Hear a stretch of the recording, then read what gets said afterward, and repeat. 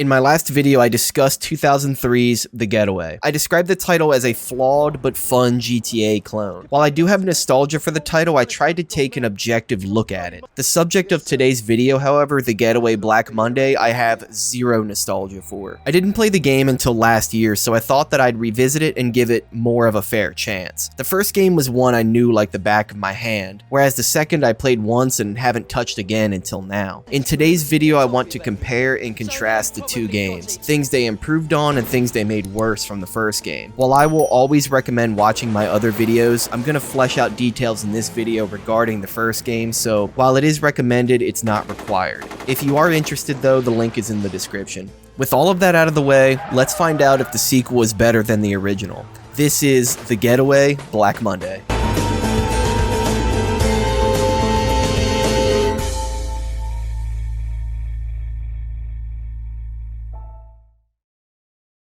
The Getaway Black Monday was released on January 11th, 2005 exclusively for PlayStation 2. The Getaway Black Monday follows three protagonists this time around, as opposed to two, starting with Ben Mitchell. Mitchell is a police officer who's back on the job after serving an extended leave of absence. He went on this leave after shooting a teenager in the back as the teen attempted to run away. This is displayed in a flashback, and it's honestly horrible. Mitchell hesitates to fire on the teen as they point their guns at one another, but as soon as the teen attempts to run, he fires on the teen. So throughout the game, Mitchell is sort of trying to reclaim his legitimacy while this memory haunts him. While playing as Mitch, you're chasing down the Collins gang from the first game. Early on, you're busting drug manufacturers, but with each new mission, you're uncovering a plot that goes far beyond just the Collins. This is where our second and third protagonists, Eddie O'Connor and Sam Thompson, come into play. Eddie is a middle-aged boxer who acts as the group's muscle, and Sam is a teenage delinquent who acts as the group's hacker. They both hang around a character named Danny West. Danny West has been Eddie's lifelong trainer, and he sort of has his hand in all kinds of cookie jars, from racketeering to debt collection, etc. Not exactly a good guy himself, but Danny gets himself indebted to the Collins gang, and it's time to pay up. So they devise a plan to rob Scoble Bank. The crew break in to steal not only a bunch of credit card numbers, but also an artifact only known as the Icon. The Icon was meant to be a diversion from them stealing the credit card numbers, but it turns out this artifact is important to Scoble's CEO and founder, Victor Scoble. And so he'll do whatever it takes to get it back from Eddie and his crew.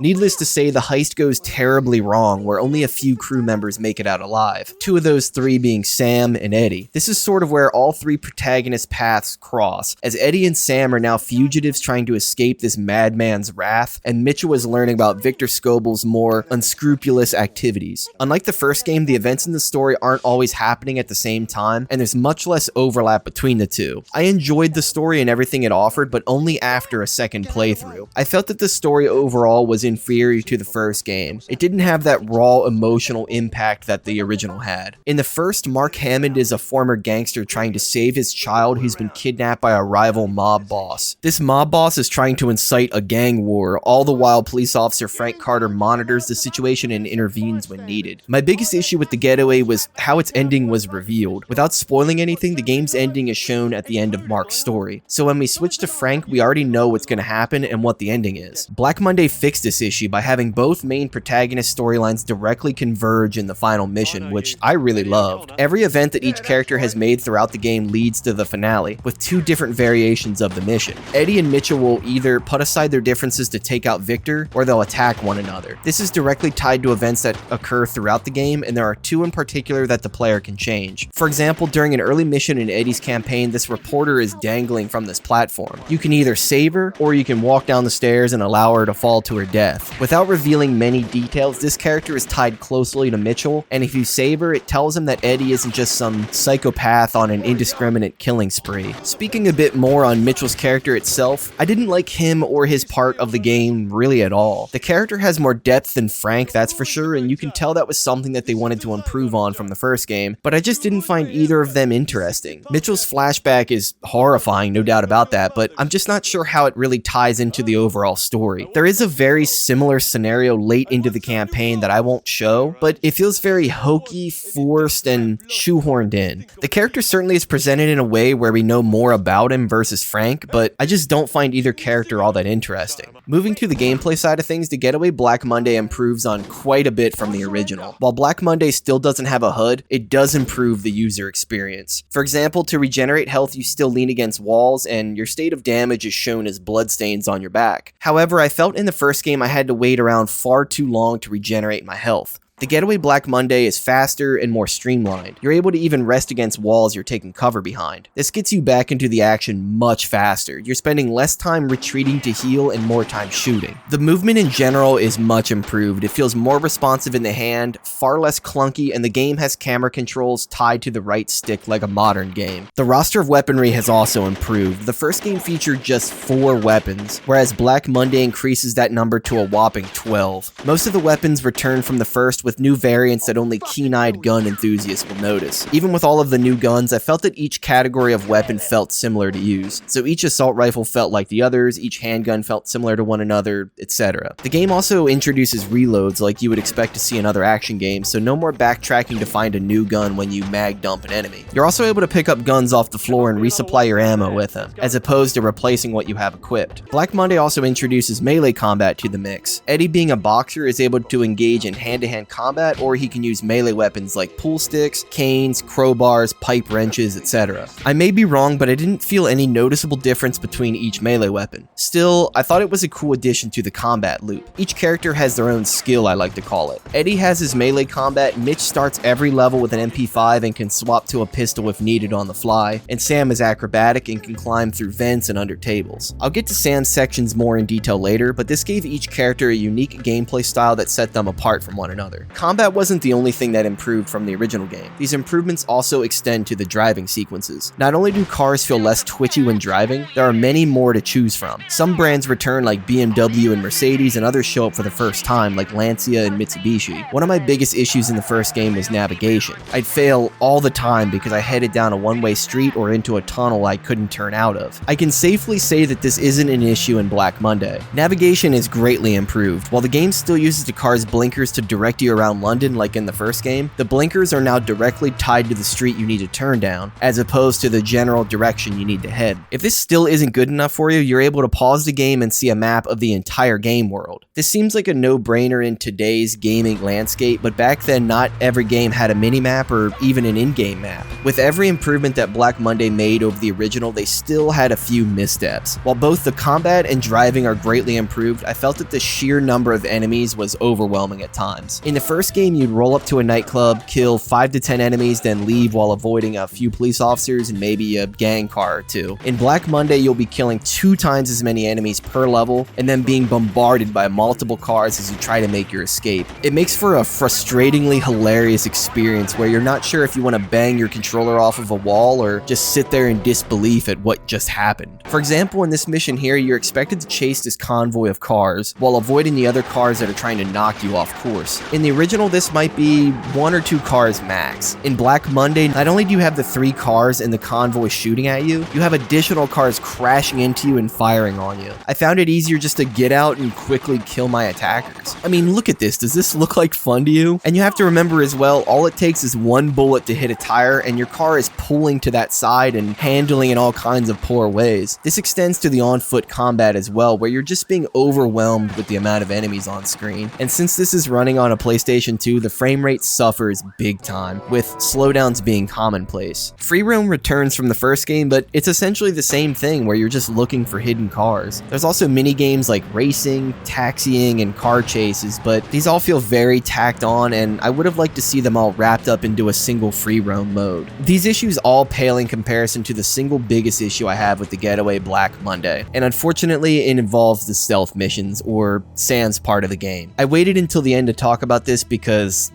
It is bad. In the Getaway, you had multiple stealth missions, as both Mark and Frank. In both of their campaigns, you had to get from point A to point B while not being detected. This is the same in Black Monday, but this time around, you cannot perform any kind of combat maneuver whatsoever. Frank would arrest his targets, Mark would kill his targets, but Sam cannot do anything to her targets. There's no whistle or distraction, there's nothing here. You purely have to wait around and see what the enemies are going to do before you perform your next action. This is incredibly frustrating, especially from a guy like me who's not entirely sold on stealth sections in video games. It's pure trial and error as to where you can go. You'll think you're safe when suddenly a guard peeks around a corner and now you'll need to restart the entire section and try something different. Earlier I mentioned that Sam is acrobatic, and while that is true, all of these sections are essentially scripted. It's not like there are multiple ways to get through the stealth levels. They are very linear and very much the same between playthroughs. You'll be crawling through the same vents, jumping up to the same lights, and crouch walking through the same offices. They also just weren't very clear with their directions. For example, in this mission here, you're expected to follow this guy in the coat. So I climb up some lights, crawl through some vents, and catch up to him in the garage. After being caught by guards a few times and restarting this level, I finally get to a point where I see the guy in the coat and I wait for him to make his move since he's just standing there. Much to my surprise, he starts to move and then I suddenly fail the mission. So I restart and try again. This time I approach him from the back and, well, the mission is over, the cutscene plays, and we continue on. These older games don't respect your time, and I get that, but God, this just seems so egregious to me. This isn't the only example, but most of Sam's missions involve you sneaking around and are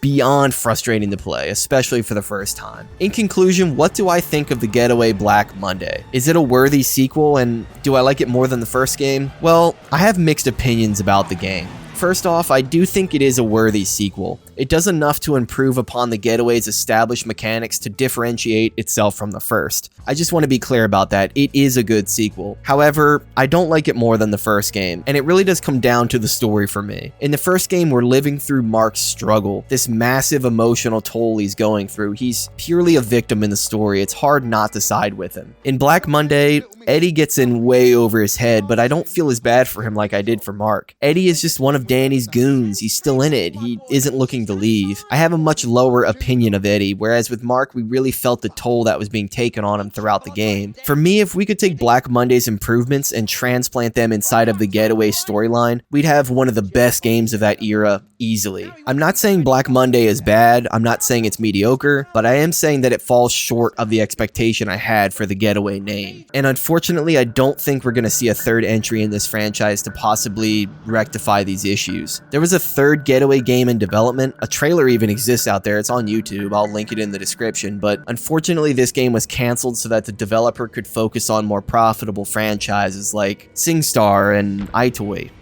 It's such a shame, and I hope that someday Sony takes a deep look into their past game portfolio and finally launches the much-awaited third game in the franchise. I'll buy it day one, guaranteed. My name is NoMooreMercy. Thank you all so much for watching this video. As always, have a good one.